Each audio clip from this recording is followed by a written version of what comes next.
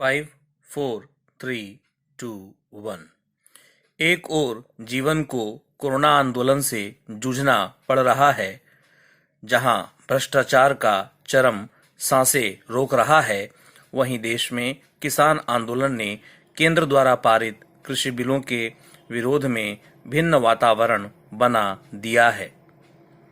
हवा का रुख कुछ और कह रहा है। किसान इस देश का सबसे बड़ा मतदाता है, अतः इसका असर कोरोना से कम नहीं होने वाला। किसान आंदोलन के दो मुख्य पहलू दिखाई पड़ते हैं। एक, न्यूनतम समर्थन मूल्य की मांग, जिसे कुछ वर्ष पूर्व स्वामीनाथन आयोग ने यह प्रस्ताव देकर हवा दी थी कि किसान को औसत लागत से भी 50% अधिक न्यूनतम समर्थन मूल्य मिलना चाहिए।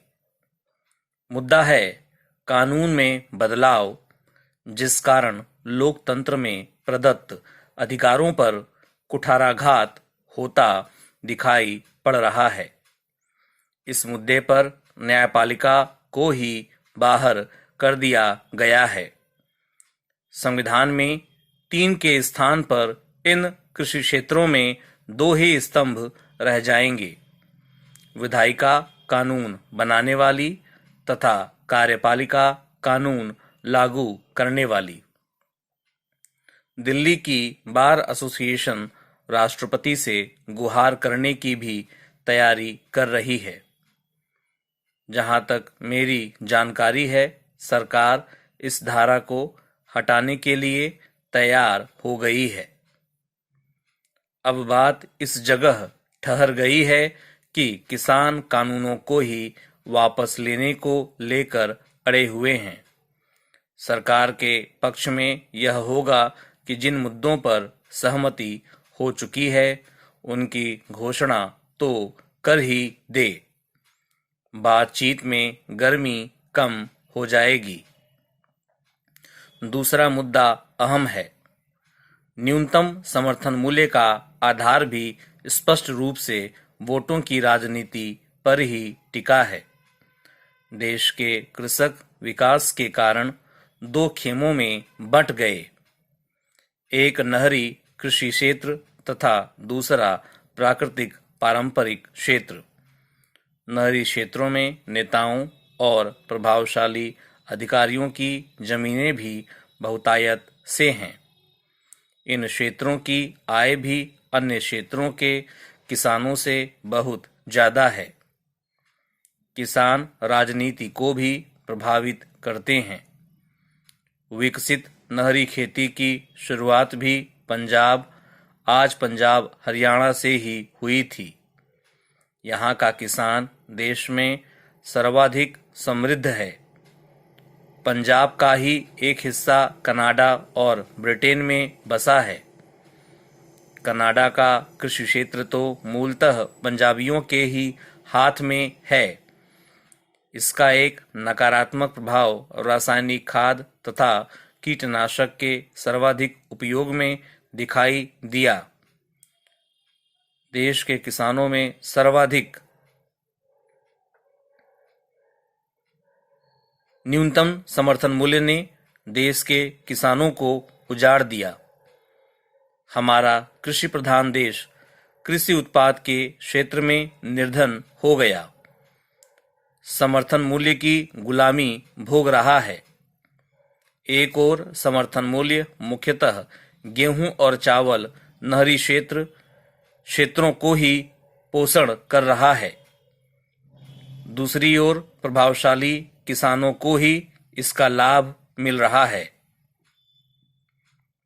अधिकांश किसान आज भी कम दामों में अपनी उपज बेच रहे हैं। राजस्थान या मध्य प्रदेश की बात नहीं, देश भर में अन्य प्रकार के जिन्स से सौतेला व्यवहार हो रहा है। उधर गेहूं और चावल पर समर्थन मूल्य की बड़ी मार पड़ रही है। अकेले राजस्थान और मध्य प्रदेश में लगभग 50,000 टन प्रत्येक प्रदेश में गेहूं प्रतिवर्ष सड़ जाता है। भंडारण की व्यवस्था नहीं है। क्या कृषक इसे अपमान नहीं मानते अपने खून पसीने का? अथवा उन्हें केवल मूल्य चाहिए? विचारणीय प्रश्न है।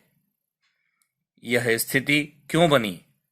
समर्थन मूल्यों के कारण सारा कृषक समुदाय गेहूं चावल पर टूट पड़ा।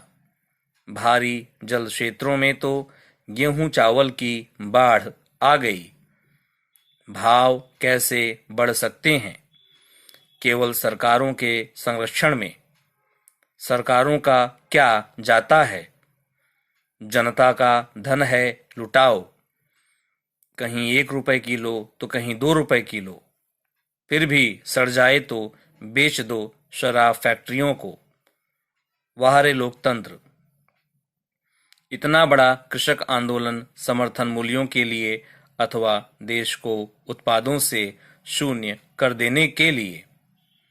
आज देश में तिलहन, दलहन, फल सब्जियों तक का आयात कितना बढ़ गया है। जयपुर में विदेशी अमरूद स्थानीय से सस्ता है। क्यों? यही सब कुछ हमारा किसान बेचता, तब क्या वह समृद्ध नहीं हो जाता? फिर किसकी नजर लगी उसको? समर्थन मूल्य की। समर्थन मूल्य के छोटे से लालच में पड़कर बड़ी महंगी फसलें लुप्त हो गईं। जैसे आरक्षण में चंद लोगों को ही लाभ मिला, समर्थन मूल्य का लाभ भी बहुत छोटे छोटे क्षेत्रों में बंटकर रह गया है। समर्थित अनाज सड़ने लगा, शेष का उत्पादन नगण्य रह गया।